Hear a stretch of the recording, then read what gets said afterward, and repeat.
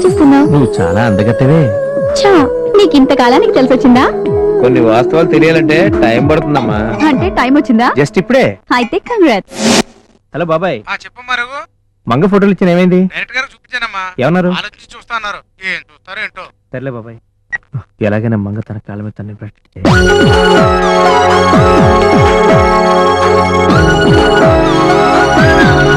మంగ, ఏం చేస్తున్నావు? పెయింటింగ్ వేస్తున్నా, సావిత్రి గారిది. ఇది చూపించు.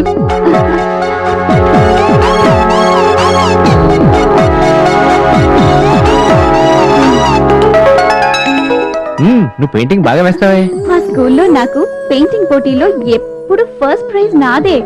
టీచర్స్ కూడా చాలా లైక్ చేసేవాళ్ళు. పెయింటింగ్ చేయడమే కాదు, నువ్వు సిన్సియర్ గా ట్రై చేస్తే మంచి హీరోయిన్ అవుతావు. నీ మీద కొన్ని సీన్స్ వీడియో షూట్ చేస్తే అప్పుడు డెఫినెట్ గా ఎవరో ఒకరు తీసుకుంటారు. నా టాలెంట్ తో నేను హీరోయిన్ చేస్తా. నీ అదృష్టం బాగుంటే సావిత్రి, శ్రీదేవి, సౌందర్యలా పెద్ద హీరోయిన్ అవుతావు. సరే, మీ ఇష్టం రఘు. రాత్రికి త్వరగా పడుకో, పొద్దునే డెమో ప్లాన్ చేస్తా.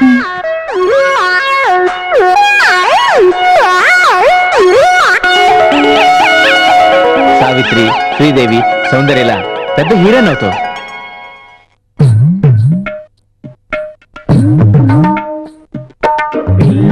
పిల్ల తెగ నచ్చేసిందో, లొల్లి లొల్లి నన్ను పెట్టేసిందో, చూపులతోనే నన్ను చంపేస్తుందో, నవ్వులతోనే నన్ను ముంచేసిందో, రసగుల్లా నాకిచ్చేసిందో, గుండె గుల్లా నన్ను చేసేసిందో. వెరీ గుడ్, వెరీ గుడ్, చాలా బాగా చేసావు. కాస్ట్యూమ్.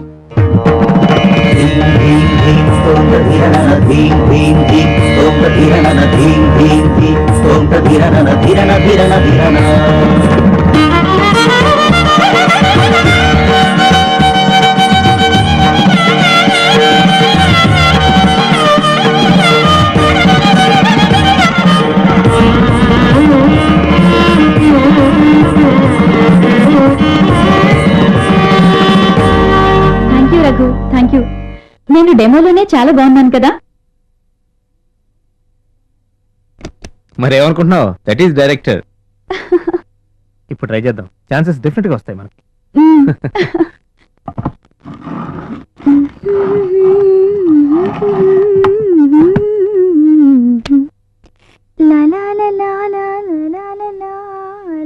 మంగా,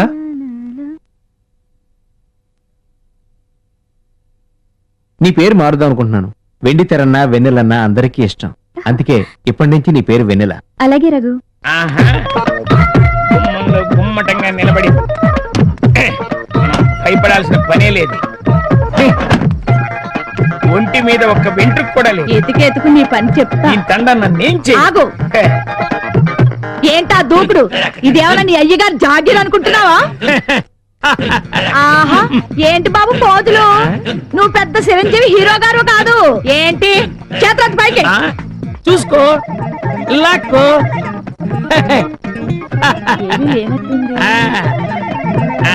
అమ్మా, ఈ వేళండి మీరు ఏ బొచ్చు లేకుండా వచ్చారు. మీరు నాకు భలే నచ్చారు.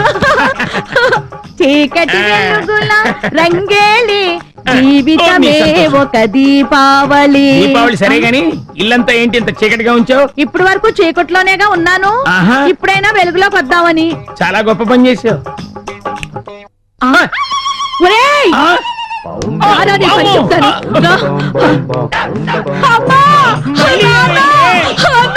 తమ్ముడు, వదిన అందరూ వచ్చాడు. ఏమైందో చెప్పకుండా ఎందుకే ఏడుపు? చీచి చిచి చిచి, నీ ఫ్యామిలీ మొత్తం నన్ను యమదూతల్లో తగులుకున్నా. ఏంటమ్మా, ఏం చేశాడే మళ్ళీ? నాన్న, మొన్నేమో కురదాంతో తిరిగి వస్తే నల్లట్రికి కనిపించింది. నిన్నేమో ముసలిదాంతో తిరిగి వస్తే తెల్లట్రికి కనిపించింది. ఈ వేళ బోర్దాంతో తిరిగి వచ్చాడు, బొచ్చు కనిపించింది.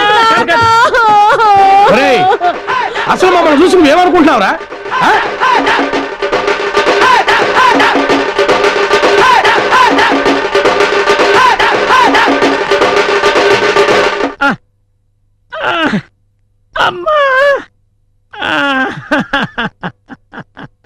అయ్యా, చెల్లెలు తీసుకుని రండి. ఒళ్ళంతా కొళ్ళబొడి చేశారు కదరా. ఏయ్ నువ్వా, ఏమైంది? మీరు వంట చేయటానికి వీల్లేదు. నేను బ్రతకాలం లేదా? బతకాలనే చెప్తున్నా. మనిద్దరికీ కలిపి నేనే వంట చేసేసా.